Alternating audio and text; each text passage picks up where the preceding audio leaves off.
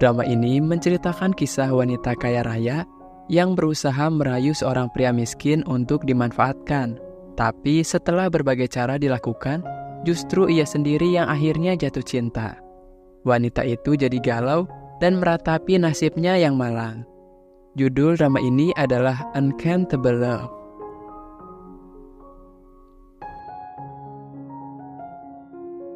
Xianjin adalah seorang wanita kaya raya yang mewarisi seluruh harta keluarganya.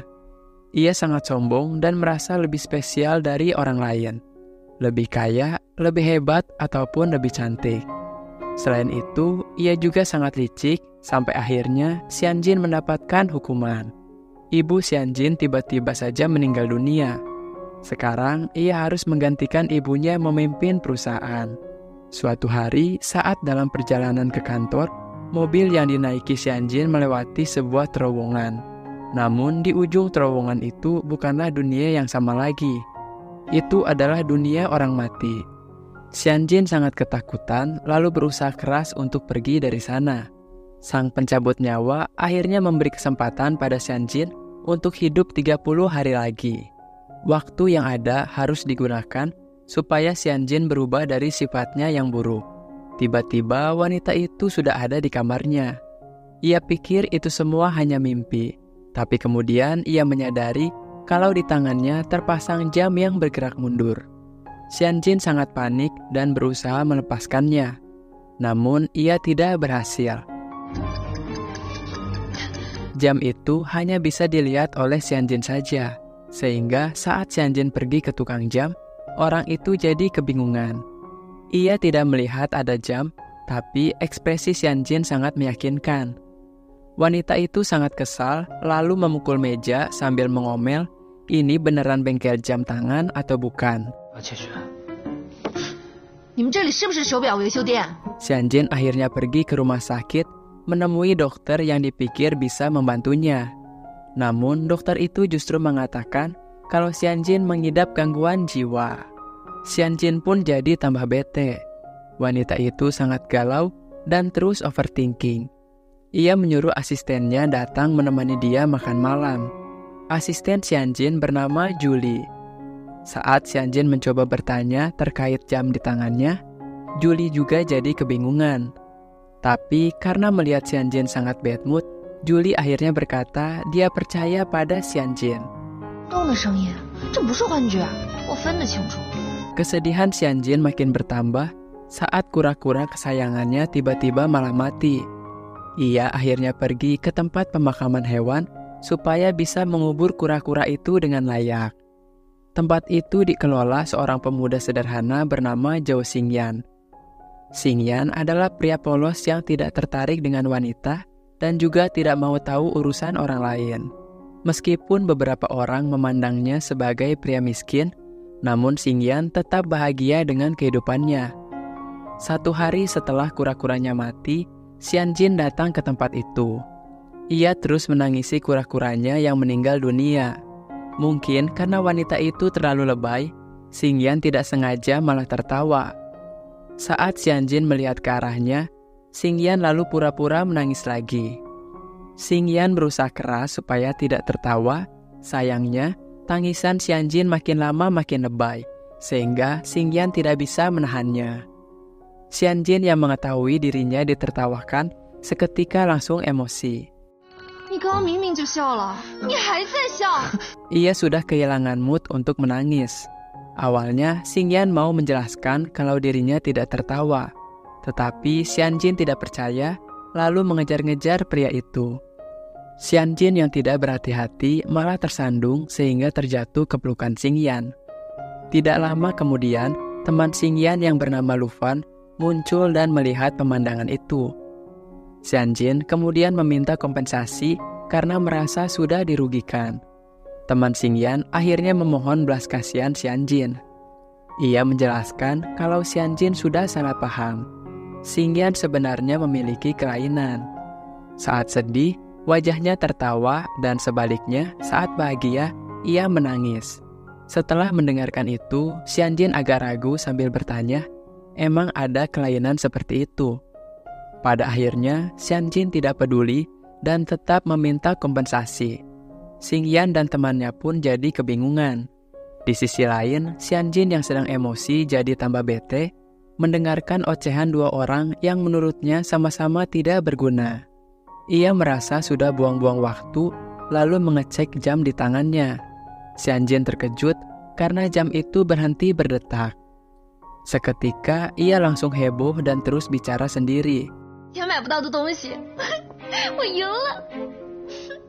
Teman Xingyan akhirnya berbisik kalau Xianjin punya kelainan yang lebih parah. Mereka berdua kemudian memberi usulan untuk kompensasi tersebut dengan membebaskan biaya pemakaman serta memberikan souvenir dan ukiran. Xianjin akhirnya setuju dengan syarat mendapatkan layanan yang canggih. Mereka akhirnya pergi ke pemakaman hewan. Saat dalam perjalanan, Xingyan menyadari ada sesuatu yang bergerak di dalam peti kura-kura itu. Saat peti itu dibuka, ternyata kura-kuranya hidup lagi. Akhirnya mereka kembali ke toko, lalu mengobati kura-kura Xianjin dengan akupuntur. Tidak lama kemudian, Julie datang menjemput Xianjin. Teman Xingyan dan asisten Xianjin kemudian saling memandang. Lu Fan yang mata keranjang langsung bertingkah so tampan, sedangkan Julie yang genit langsung tebar pesona.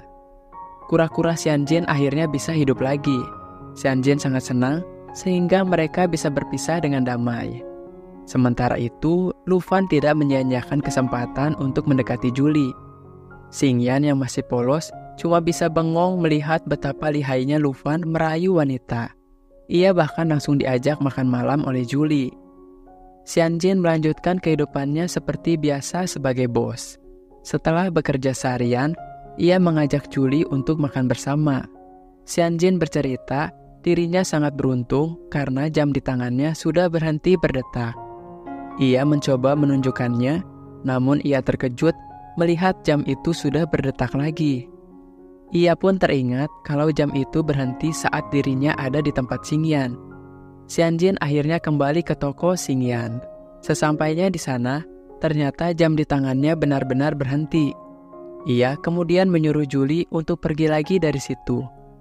Benar saja, jam itu kembali berdetak.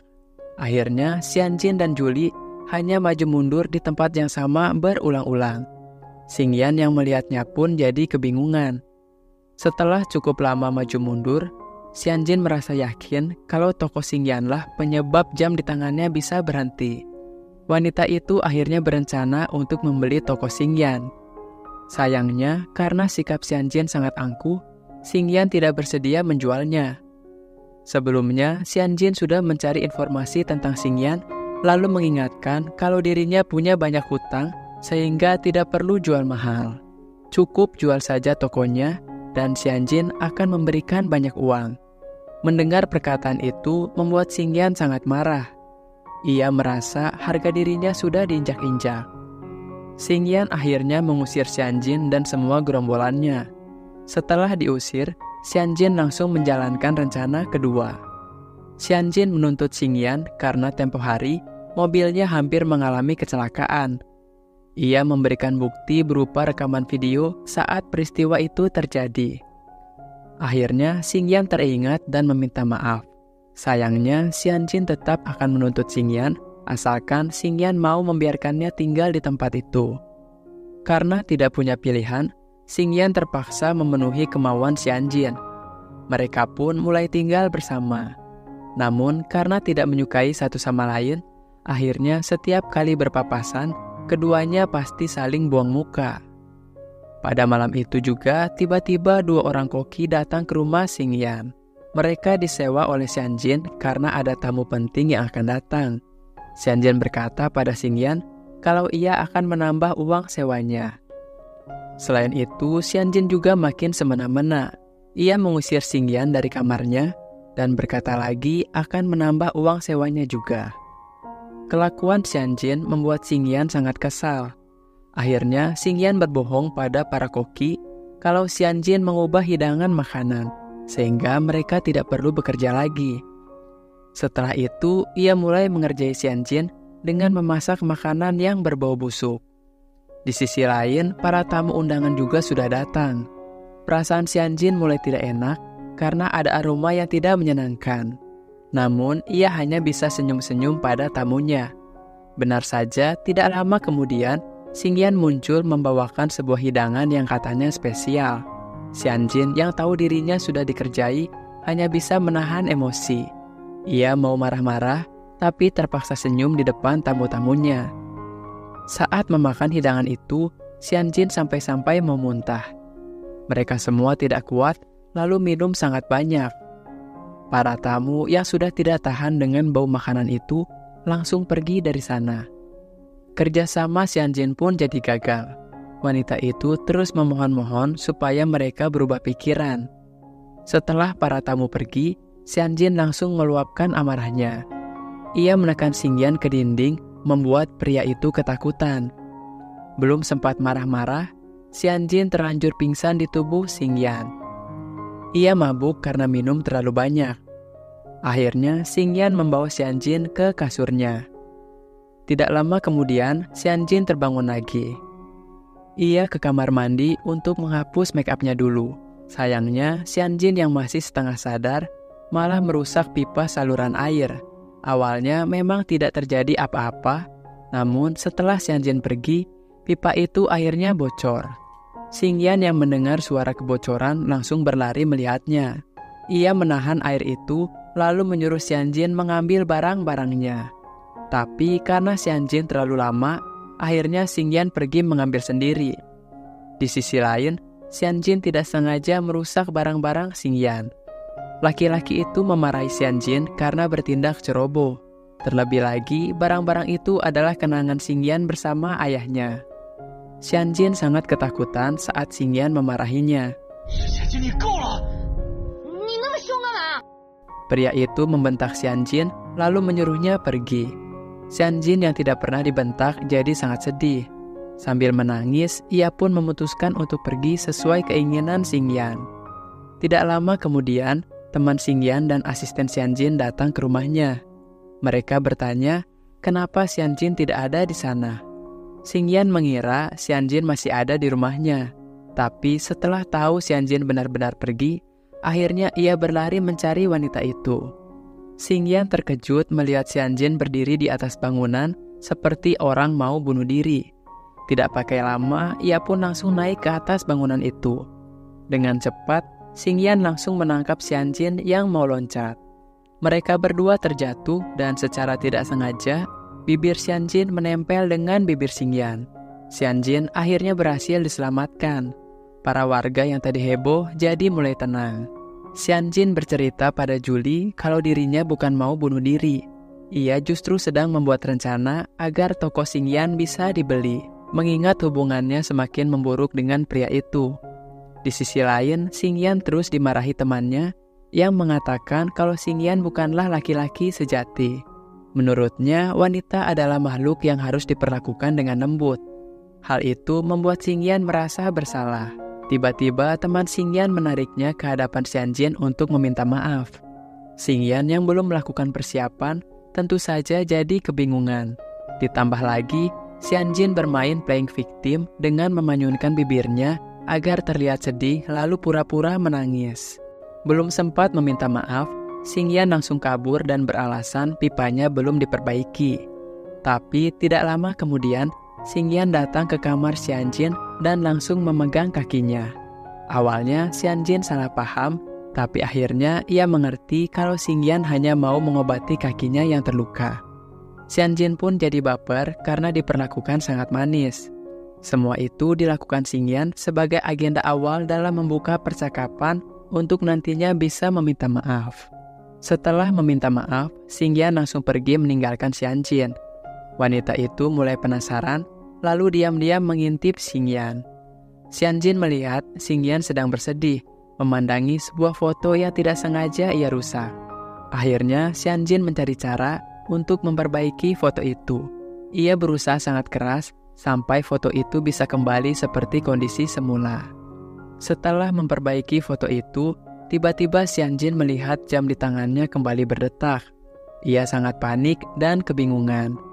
Akhirnya, Xianjin berjalan ke sana ke sini sambil terus melihat jamnya sampai ia menemukan Xingyan sedang tertidur dan saat itu juga jamnya berhenti.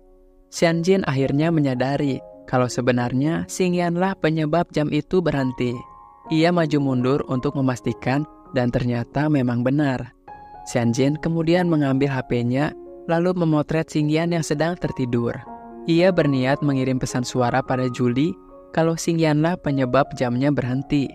Tiba-tiba, Xingyan mengigau lalu menangkap Xianjin yang ada di depannya. Xingyan memeluk Xianjin sangat erat sehingga wanita itu tidak bisa kabur. Xianjin yang malang terpaksa tidur satu ranjang dengan Xingyan malam itu. Keesokan harinya, Julie datang untuk melihatnya. Ia teriak histeris saat melihat pemandangan di depannya. Xianjin kemudian memberitahu kejadian sebenarnya. Ia juga berniat untuk membuat Xingyan jatuh cinta. Julie masih tidak percaya dengan apa yang baru saja ia dengar. Tapi akhirnya ia tetap mau membantu Xianjin. Sekarang rencana Xianjin adalah mengikat hati Xingyan. Ia pun mulai tebar pesona. Saat Xianjin mengibaskan rambutnya, Xingyan jadi seperti orang bodoh. Xianjin mengira dirinya berhasil, tapi setelah dipikir-pikir, wanita itu teringat kalau Xingyan punya gangguan kelainan berekspresi. Akhirnya ia jadi kebingungan. Xianjin kemudian berkata kalau dirinya akan menjadi asisten Xingyan. Tentu saja hal itu membuat Xingyan terkejut. Ia berpikir kenapa tiba-tiba jadi asisten. Siapa juga yang butuh asisten? Xingyan berkata pada Xianjin kenapa Xianjin selalu menempel kepadanya. Sayangnya Xianjin memaksa Xingyan nurut dengan memperlihatkan sebuah rekaman video saat Xingyan tidur bersama Xianjin. Dalam video itu, Xianjin terlihat seperti dilecehkan.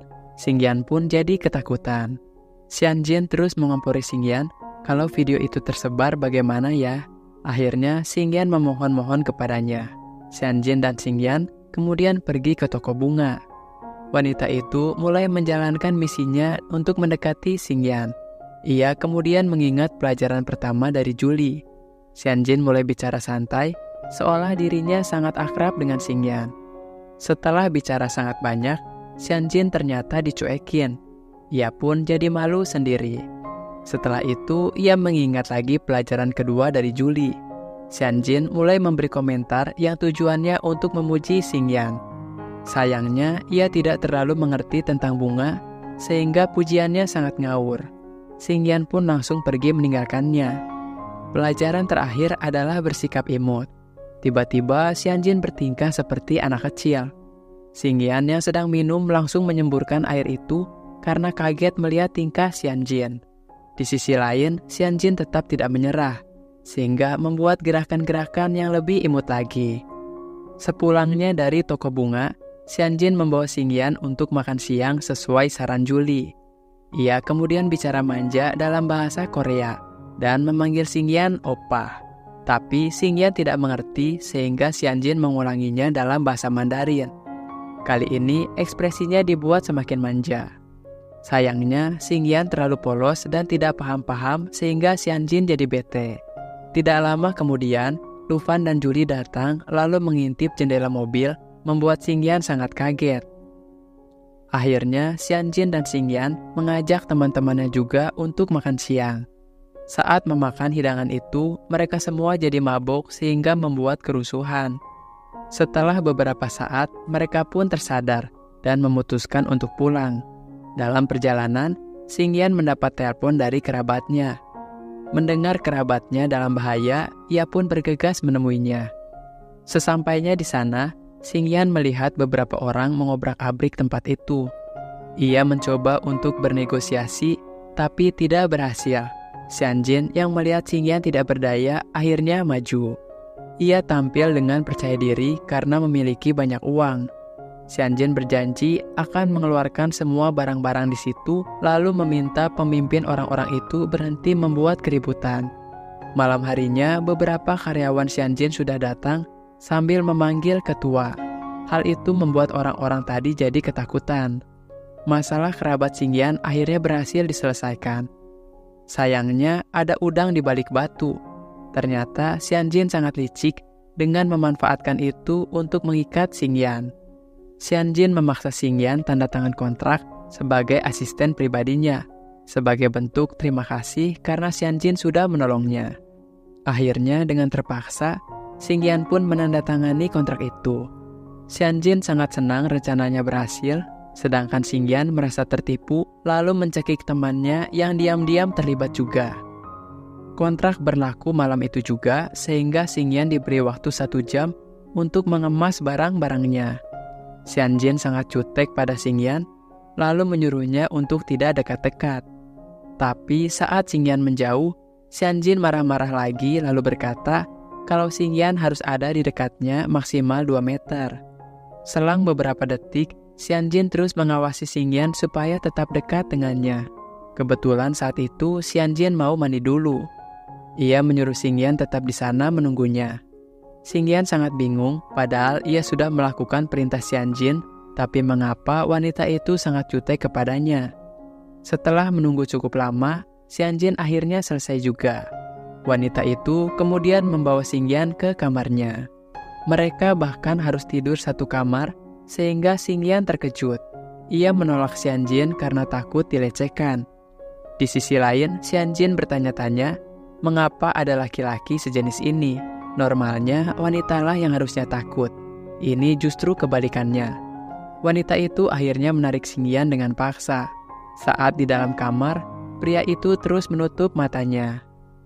Xianjin kemudian menjelaskan kalau mereka tidak satu ranjang. Jangan berharap lebih.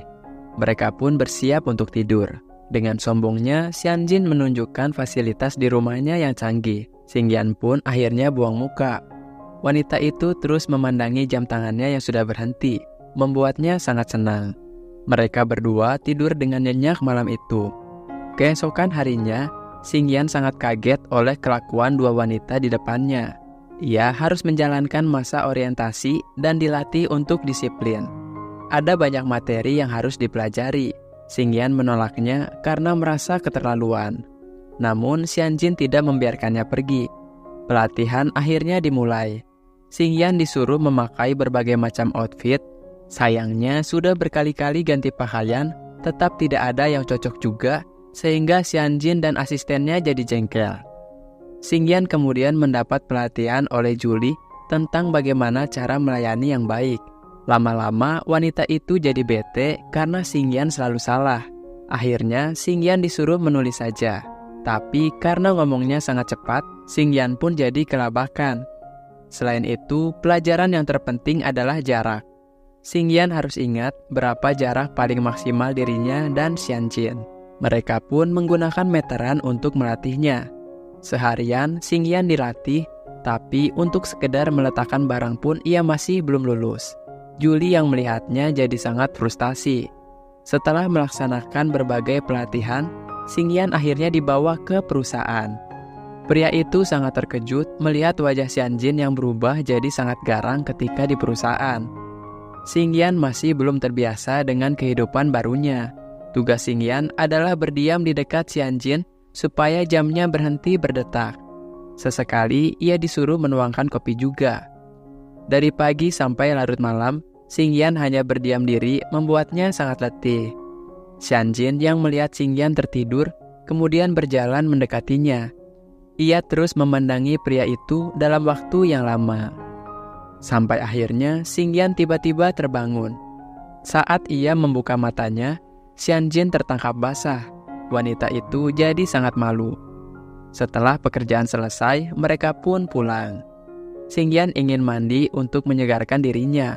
Namun ia justru tambah stres karena Xianjin terus berdiri di depan kamar mandi agar jarak mereka selalu dekat. Setelah beberapa saat, mereka pun bersiap untuk tidur. Diam-diam, Xingyan sudah menyusun rencana untuk kabur. Ia memastikan Xianjin sudah tidur nyenyak, lalu mulai beraksi.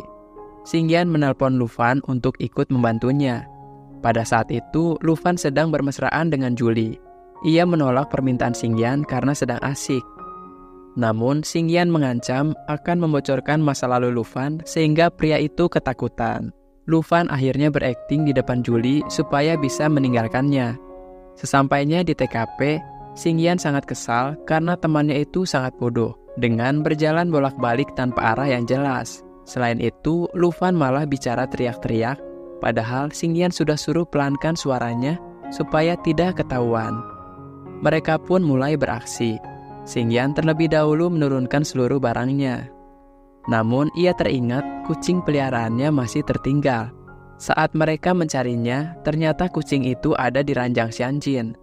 Xingyan dan temannya sangat panik karena Xianjin tiba-tiba terbangun. Akhirnya mereka berdua langsung umpat. Tidak lama kemudian, Xianjin kembali tidur dan Xingyan pun berhasil kabur. Sayangnya, entah bagaimana, Lu Fan malah menunggunya di tempat sampah, sambil menyamar jadi sampah. Xingyan pun tidak bisa menemukannya. Di sisi lain, Xianjin tiba-tiba terbangun lagi.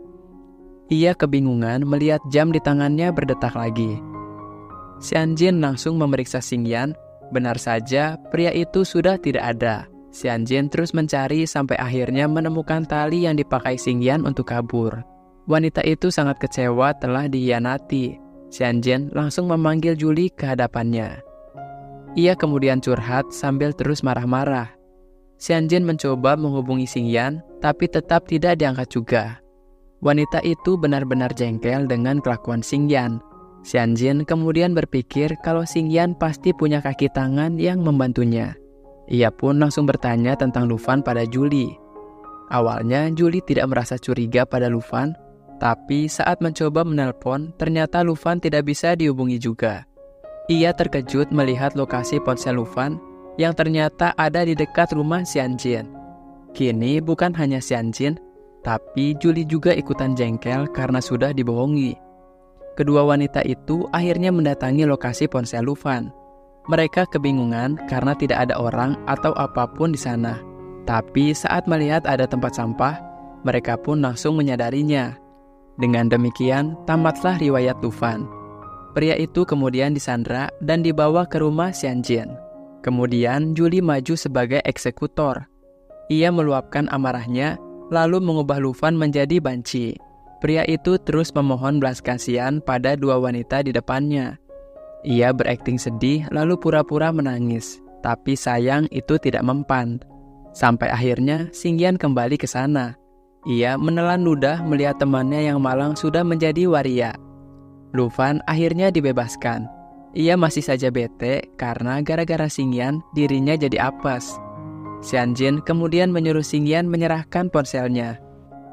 Mendengar itu, Lu Fan langsung mengambil ponsel Xingyan dengan paksa, tapi saat memberikannya pada Xianjin, Lu Fan tersenyum sangat lebar. Mungkin karena ia sudah kapok. Xianjin akhirnya memasang aplikasi yang bisa melacak keberadaan Xingyan.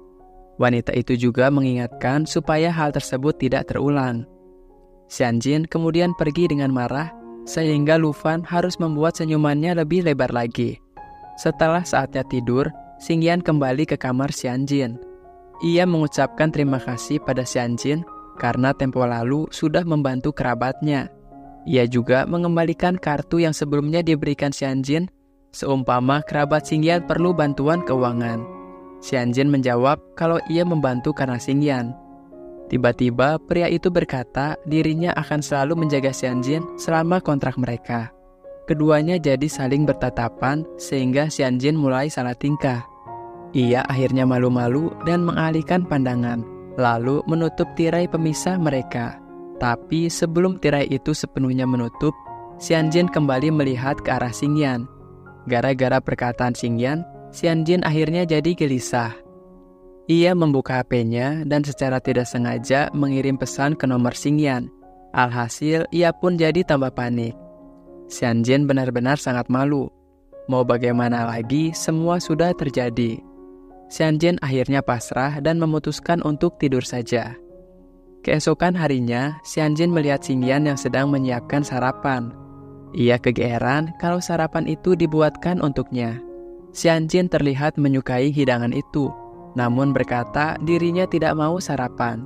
Xianjin berharap Xingyan akan membujuknya, tapi Xingyan justru berkata makanan itu memang bukan untuk Xianjin, tapi untuk Xingyan sendiri. Karena sudah terlanjur malu, akhirnya Xianjin langsung memakan hidangan itu. Pada hari itu, Xianjin mendapat masalah di perusahaan. Saat ia menghadiri rapat darurat, beberapa pihak telah bersekongkol untuk menjatuhkan dirinya. Xianjin sangat sedih karena ia telah difitnah dan dikeluarkan dari rapat. Jabatannya juga mulai terancam. Pada waktu itu, Xingyan berdiri di sampingnya.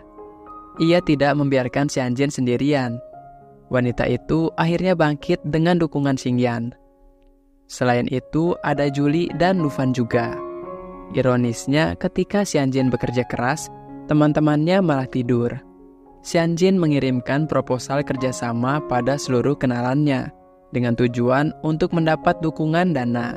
Sayangnya, Xianjin sangat malang karena semua usahanya tidak ada yang berhasil. Malam harinya, Xianjin mendapatkan sebuah telepon tak dikenal dari seseorang yang mau mengajaknya kerjasama. Si penelpon menyuruh Xianjin datang ke lokasi yang ditentukan. Siapa sangka ternyata semua itu cuma jebakan. Lokasi yang diberikan adalah bangunan tua yang terbengkalai. Sesampainya di sana, Xianjin langsung diteror sampai ketakutan. Ia langsung melarikan diri, tetapi sayang mobilnya kempes karena melindas paku yang sudah disiapkan si penelpon. Kebetulan saat itu hujan turun sangat deras. Xianjin berusaha mengganti ban mobilnya, tapi usahanya sia-sia. Ia mengira waktu kematiannya tidak akan lama lagi. Xianjin yang malang akhirnya pasrah sambil diguyur hujan deras. Pada saat itu, tiba-tiba Xingyan muncul di hadapannya. Xianjin yang semula mengira akan mati, kini melihat harapan lagi karena pria itu. Xingyan langsung melepaskan pakaiannya untuk Xianjin, lalu menyuruhnya masuk ke mobil, sedangkan ia sendiri kehujanan. Keesokan harinya, Xianjin yang baru bangun tidur terus menatap ke arah Xingyan. Ia senyum-senyum karena masih teringat kejadian semalam. Namun, saat mencoba membangunkan Xingyan, pria itu tidak bangun-bangun. Xianjin memegang tubuh Xingyan dan menyadari pria itu jatuh sakit. Ia kemudian menyelimuti Xingyan, namun tidak sengaja ikut terjatuh. Xianjin mencoba membuat obat, tapi karena ia tidak pernah memasak, akhirnya jadi rusuh sendiri sampai dapurnya berantakan. Saat mau memberikan obat racikannya itu, tiba-tiba Lufan dan Julie datang mengagetkan mereka, sehingga obatnya tumpah ke tubuh Xingyan. Obat itu masih sangat panas, membuat Xingyan jadi tambah sakit. Tidak lama kemudian, obat yang baru pun dibuat. Xianjin jadi sangat perhatian. Ia bersikeras untuk merawat Xingyan. Xianjin akan marah jika Xingyan mengeluarkan tangannya. Pokoknya, Xianjin sendiri yang harus menyuapi Xingyan. Mau tidak mau, Xingyan juga jadi nurut karena takut sama Xianjin. Mereka berdua jadi sangat romantis, membuat Lufan dan Julie kebingungan. Mereka berkata, Xianjin wanita yang egois, tapi sekarang merawat orang lain. Sedangkan Xingyan pria yang mandiri, tapi sekarang mau dirawat orang lain. Akhirnya, Xianjin dan Xingyan masing-masing diinterogasi. Xianjin dicurigai sudah jatuh cinta. Hal itu membuat Xianjin salah tingkah, lalu mencari-cari alasan. Di sisi lain, Xingyan dicekik dan dituduh sebagai binatang oleh temannya karena dianggap sudah melakukan hal yang keji pada Xianjin, mengingat mereka berdua tidur satu kamar. Setelah selesai diinterogasi, Lufan dan Julie akhirnya pergi. Akibat ulah kedua orang itu, sekarang Xianjin dan Xingyan jadi sama-sama canggung. Xingyan mau menunjukkan hasil termometer tubuhnya, namun saat tidak sengaja saling bertatapan, mereka langsung menjaga jarak lagi. Xingyan dan Xianjin akan melanjutkan aktivitas mereka, tapi karena terlalu gugup, sampai tidak sengaja bertabrakan 2 kali. Xianjin yang sudah salah tingkah langsung membalikan badannya dan berlari. Mereka akan pergi jalan-jalan. Tidak seperti biasanya, kali ini Xianjin dan Xingyan jadi sama-sama canggung. Mereka mengobrol sambil malu-malu dan tetap menjaga jarak. Xianjin kemudian berterima kasih karena Xingyan selalu menjaganya. Saat masih berbicara, tiba-tiba ia diserempet oleh pengendara sepeda. Untuk kesekian kalinya, ia terjatuh lagi ke pelukan Xingyan. Setelah seharian jalan-jalan, mereka akhirnya pulang. Xingyan menyiapkan hidangan untuk makan malam. Xianjin yang melihatnya menyuruh Xingyan berhenti. Ia akan memasak untuk Xingyan karena khawatir pria itu sakit lagi. Namun, Xingyan berkata dirinya sudah sehat dan tidak akan ada apa-apa. Tapi tidak lama kemudian tangannya teriris pisau. Xianjin pun jadi sangat panik. Ia langsung bergegas mengambil kotak obat lalu mengobati Xingyan. Di sisi lain, perasaan Xingyan juga sudah berubah. Ia bisa merasakan kehangatan saat di dekat Xianjin. Setelah diobati, Xingyan melanjutkan memasak. Xianjin tidak bisa menghentikannya sehingga hanya ikut membantu. Sayangnya, kemampuan Xianjin dalam memasak sangat mengkhawatirkan. Ia bahkan tidak tahu cara memegang pisau yang benar. Akhirnya, Xingyan malah mengajari wanita itu memasak. Jarak mereka yang terlalu dekat membuat Xianjin gelisah. Ia akhirnya jadi salting sendiri, lalu sibuk kesana kesini. Namun, hal itu justru membuatnya dalam bahaya. Kepalanya hampir saja terbentur. Beruntung, Xingyan selalu menjaganya.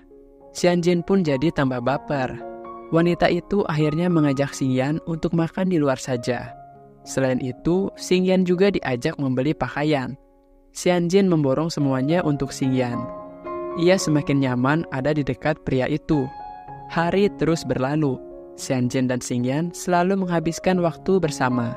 Bahkan Julie dan Dufan jadi kalah romantis. Mereka merasa jijik melihat tingkah Xianjin dan Xingyan yang dianggap terlalu lebay. Sayangnya, semua itu tidak berlangsung lama. Seorang laki-laki tiba-tiba muncul dalam kehidupan mereka. Pria itu bernama Xiao Jun. Dia adalah tunangan Xianjin yang baru saja kembali dari luar negeri. Ternyata, Xianjin sudah dijodohkan sejak kecil oleh orang tuanya. Wanita itu terlihat sangat senang bisa bertemu lagi dengan tunangannya.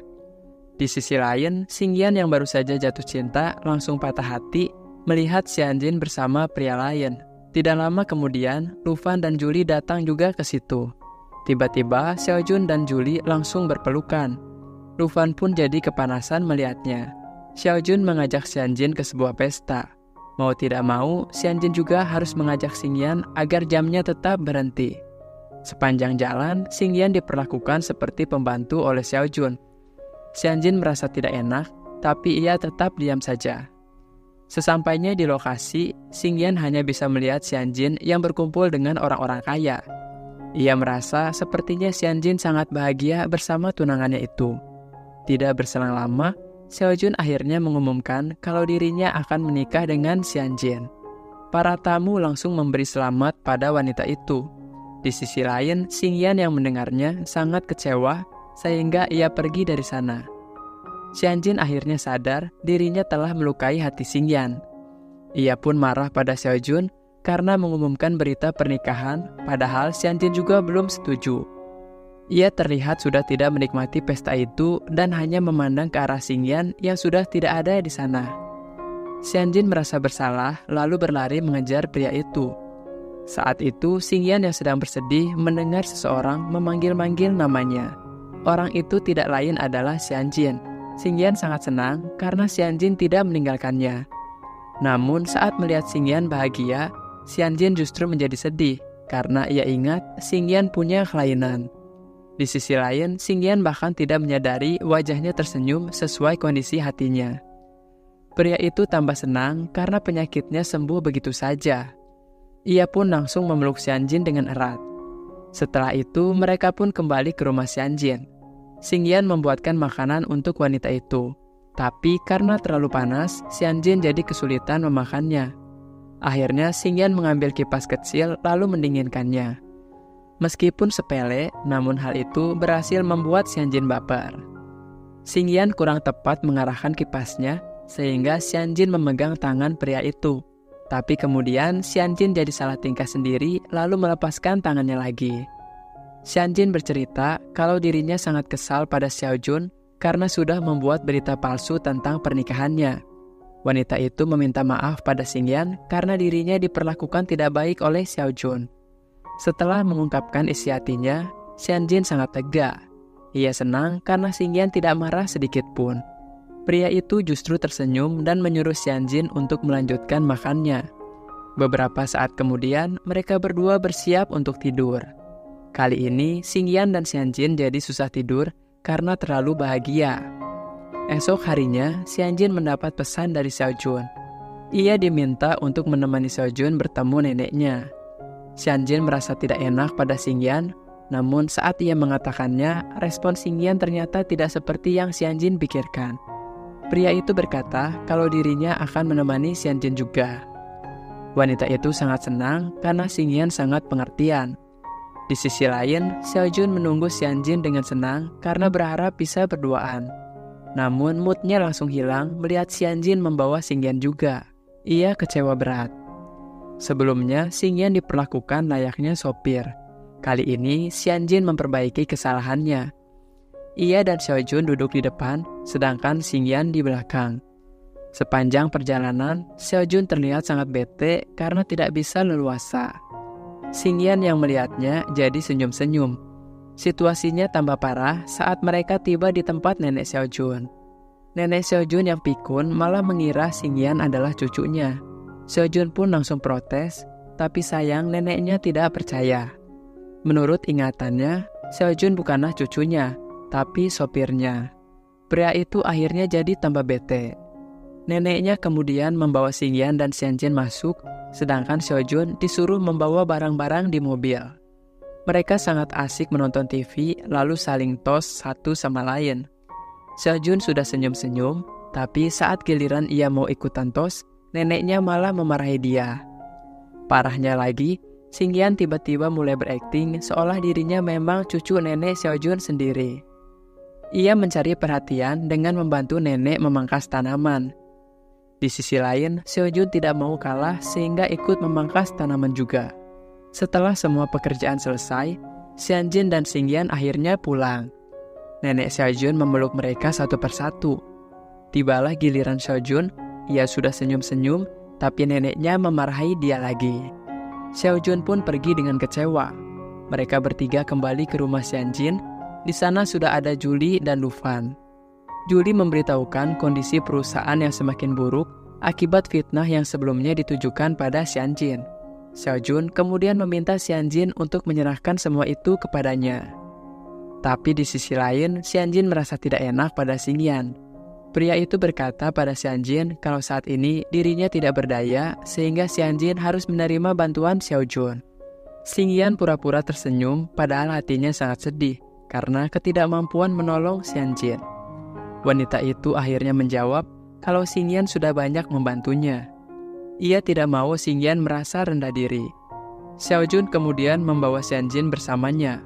Wanita itu meminta Xingyan ikut, tetapi Xingyan berkata ia tidak bisa.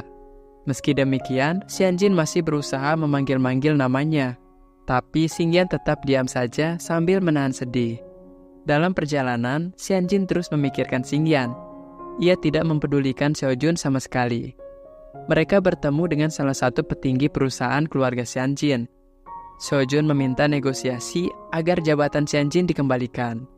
Pada saat itu, Xianjin justru semakin memikirkan Xingyan dan memutuskan untuk pergi. Benar saja, setibanya ia di rumah, Xingyan sudah bersiap untuk meninggalkan tempat itu.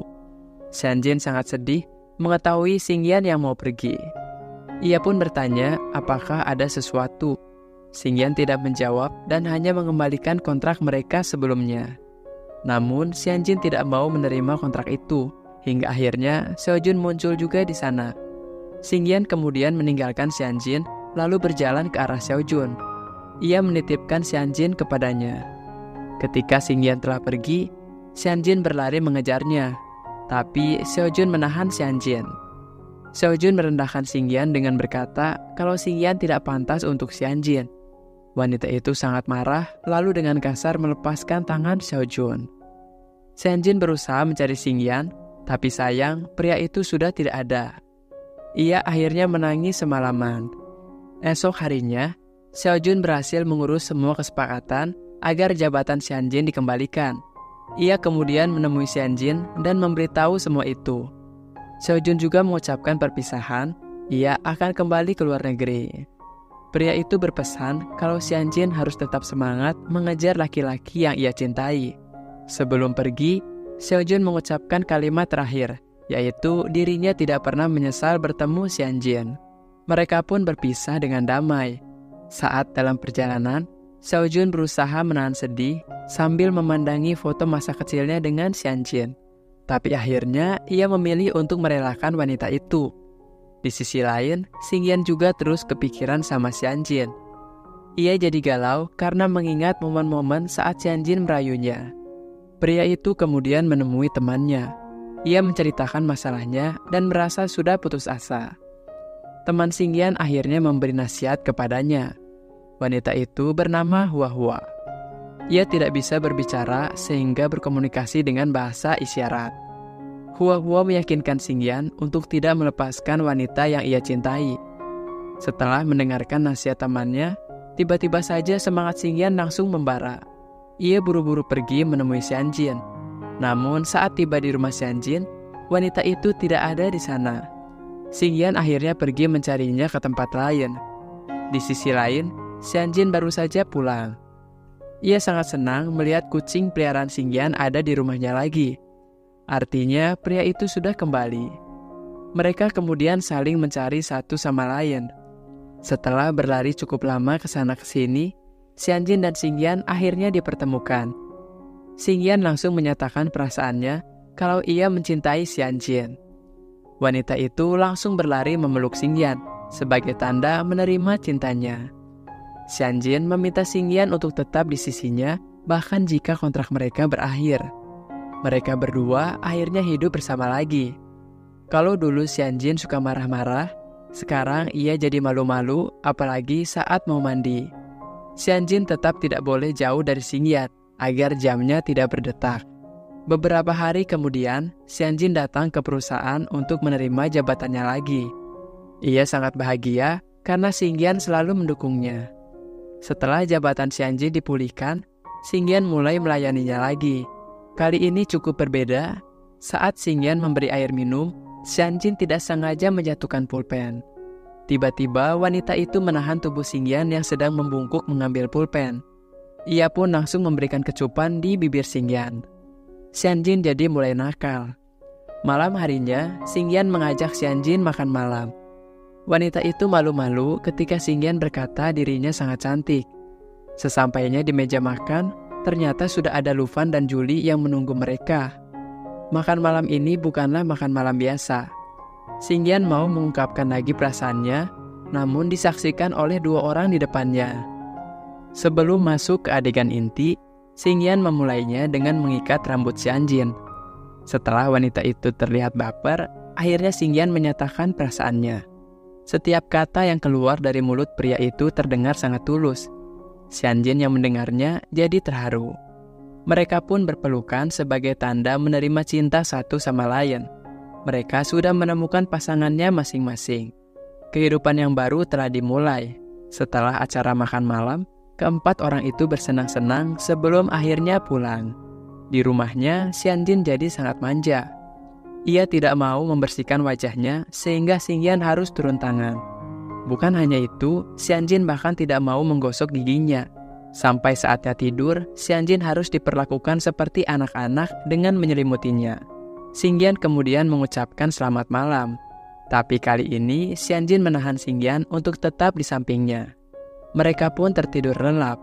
Pagi harinya, ketika Xianjin terbangun, ia terus menatap ke arah Xingyan. Xianjin sangat bahagia, namun masih tidak percaya itu semua kenyataan. Ia terus meraba wajah Xingyan untuk memastikannya. Xianjin memiliki daftar keinginan yang mau ia lakukan hari itu. Pertama adalah membuat kue yang nantinya akan dibagikan pada anak-anak dan orang tua. Wanita itu sangat senang karena Xingyan jago membuat makanan termasuk kue, sehingga ia tidak pusing cari resep. Setelah itu, keinginan selanjutnya adalah berjalan sambil menutup mata. Xianjin melakukannya tanpa khawatir, ia tahu Xingyan akan menjaganya. Semua keinginan Xianjin selama ini akhirnya bisa dilakukan dan semua itu terjadi karena ada Xingyan di sisinya. Setelah menyelesaikan semua yang Xianjin mau, mereka berdua pergi menemui Julie dan Lufan. Di sana, Julie terus memancing-mancing sehingga Xianjin jadi malu-malu. Hari-hari ini adalah hari-hari paling bahagia, baik untuk Xianjin maupun untuk Julie. Akhirnya mereka semua memutuskan untuk pergi liburan. Dalam perjalanan, tiba-tiba terjadi hal tak terduga. Kerabat Xingyan yang sebelumnya ditolong mengalami musibah lagi. Kali ini, perampok mengambil mobil yang biasa ia pakai bekerja. Peristiwa itu disaksikan oleh Xingyan.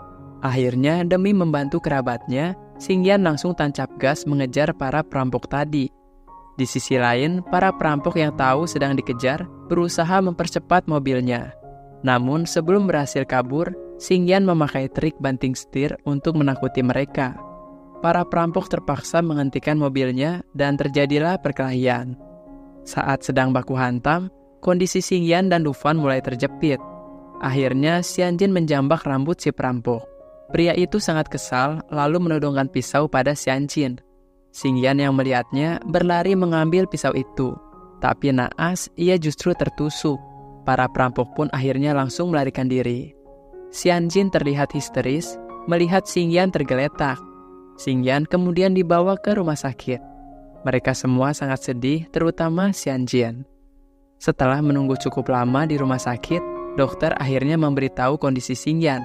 Pria itu kekurangan banyak darah, namun tidak ada suplai karena golongan darah Xingyan yang langka. Saat dokter mengatakan jenis golongan darahnya, ternyata itu sama dengan yang dimiliki Xianjin. Wanita itu akhirnya menyuruh sang dokter untuk segera mengambil darahnya. Transfusi darah pun dilakukan. Darah yang dibutuhkan sangat banyak, sehingga tubuh Xianjin jadi sangat lemah. Pada kondisi ini, seharusnya Xingyan bisa diselamatkan. Namun sayangnya, takdir berkata lain. Pria itu tiba-tiba saja meninggal dunia. Di waktu yang sama, kepergian Xingyan membuat jam di tangan Xianjin tidak berfungsi. Wanita itu akhirnya meninggal dunia juga. Xianjin kembali bertemu dengan sang pencabut nyawa. Orang itu berkata, selamat karena Xianjin sudah berhasil, namun ternyata nyawa Xianjin diganti dengan nyawa Xingyan. Saat menyadari hal itu, Xianjin langsung menarik Xingyan dan membawanya pergi. Xianjin berusaha kabur, tapi Xingyan tidak bisa. Tubuh pria itu menjadi seperti batu yang menempel di tanah. Xingyan berkata, ia tidak bisa pergi. Tidak lama kemudian, kabut dan kegelapan mulai menutupi pria itu. Xianjin hanya bisa menangis melihat Xingyan yang mulai menghilang. Dalam sekejap, seluruh kenangan bersama Xingyan tiba-tiba terputar di ingatan Xianjin. Demikianlah maut memisahkan mereka. Xianjin akhirnya kembali ke dunia asalnya. Saat Xianjin membuka matanya, ia melihat Julie dan Dufan ada di sana. Penampilan Dufan beda jauh dari sebelumnya. Wanita itu kemudian bertanya apa yang sebenarnya terjadi. Dufan pun mulai menjelaskan semuanya. Sebelum ayah Xianjin meninggal, ia datang ke tempat Dufan. Ayah Xianjin merasa ada sesuatu di tubuhnya sehingga pikirannya tidak tenang. Ia takut meninggalkan Xianjin sendirian karena tidak pernah membesarkan anaknya dengan cinta. Ayah Xianjin meminta Dufan mengobati jiwanya karena Dufan adalah seorang ahli hipnotis. Tapi pada akhirnya, ayah Xianjin benar-benar meninggal dunia. Setelah kepergian ayahnya, Xianjin sangat terpuruk dan terus minum obat. Julie melihat kondisi Xianjin semakin memburuk setiap harinya. Ia pun memutuskan untuk menghubungi Dufan. Dan itulah awal semuanya dimulai. Dufan melakukan hipnotis besar-besaran pada Xianjin tanpa disadari wanita itu menggunakan jam tangan ayahnya sendiri. Sang pencabut nyawa yang bertemu dengan Xianjin itu adalah Dufan di dunia nyata. Dufan memberi perintah pada Xianjin di alam bawah sadar untuk bisa mengatasi keterpurukannya dalam waktu 30 hari. Pria itu tidak tahu apa yang dialami oleh Xianjin, namun yang pasti Xianjin telah berhasil mengalahkan rasa terpuruk ditinggal ayahnya. Setelah mendengar semua itu, Xianjin langsung teringat dengan Xingyan. Betapa senangnya Xianjin mendengar Xingyan adalah pria yang nyata dan statusnya memang teman Dufan sendiri. Wanita itu langsung bergegas menemui Xingyan. Julie dan Dufan jadi kebingungan sebenarnya ada apa antara Xianjin dan Xingyan. Xianjin kemudian mendatangi tempat tinggal Xingyan. Ia terharu karena semua itu sama persis dalam ingatannya. Dan saat Xianjin memasuki tempat itu, ia melihat laki-laki yang dicintainya sedang duduk di tempat yang sama dalam ingatannya. Xianjin menyapa pria itu, namun akhirnya ia sadar Xingyan tidak mengenalnya. Wanita itu jadi sangat sedih. Meski demikian, Xianjin harus menerima kenyataan ini. Ia berkata pada Xingyan, bisakah Xingyan menemani Xianjin? Ada sesuatu yang ingin ia lakukan. Pria itu akhirnya menemani Xianjin kemanapun wanita itu mau pergi. Mereka menghabiskan waktu bersama hari itu. Sampai tibalah waktunya bagi Xianjin untuk mengucapkan perpisahan. Ia berterima kasih karena Xingyan sudah hadir di hidupnya. Berkat kehadiran Xingyan, Xianjin bisa merasakan kehangatan yang tidak pernah ia dapatkan. Terakhir, Xianjin pun menutup dengan berkata, "Sampai jumpa lagi." Setelah itu, Xianjin pergi meninggalkan Xingyan. Namun wanita itu menyadari kalau Xingyan masih terus mengikuti dia. Xianjin kemudian membalikan badannya. Ia bertanya apakah ada yang lain. Xingyan hanya tersenyum dan berkata, 2 meter. Ya, itu adalah perintah Xianjin pada Xingyan untuk selalu ada di sisinya. Xianjin sangat terharu dan langsung berlari memeluk Xingyan. Ternyata bukan hanya Xianjin, tetapi Xingyan juga ikut dihipnotis. Secara ajaib, pikiran mereka berdua terhubung satu sama lain. Selama perjalanan menemani Xianjin, Xingyan diam-diam mengabadikan setiap momen itu. Di dunia ini, setiap hal bisa saja terjadi. Jika kehidupan seseorang sudah digariskan, maka tidak ada yang bisa mengubahnya dan juga tidak ada yang bisa menghalanginya. Demikianlah Xianjin, seorang wanita kaya raya yang sombong, jatuh cinta dengan Xingyan, pemuda miskin yang baik hati. Kisah cinta mereka akhirnya dimulai, dan dengan itu, drama ini pun selesai.